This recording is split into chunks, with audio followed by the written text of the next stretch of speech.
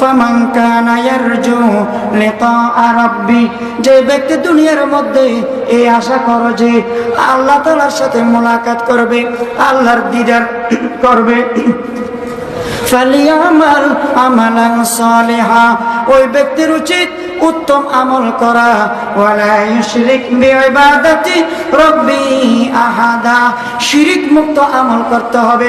উত্তম আমল মানে শিরিক মুক্ত আমল, রিয়া মুক্ত আমল, অহংকার মুক্ত আমল, কুসংস্কার মুক্ত আমল, অপসংস্কৃতি মুক্ত আমল। সুন্নাত তরিকায় যদি আপনি আমল করতে পারেন, আল্লাহ তাআলা জান্নাতের মধ্যে যে সর্বশ্রেষ্ঠ নিয়ামত, জান্নাতের সবচেয়ে নিয়ামত, বড় নিয়ামত, সেটি হলো আল্লাহ তাআলার দিদার। সুন্নাত তরিকায় আমল করলে আল্লাহ তাআলার দিদার নসিব হবে। আল্লাহ তাআলা আমলের তৌফিক দান করুন, জোরে বলেন না আমিন।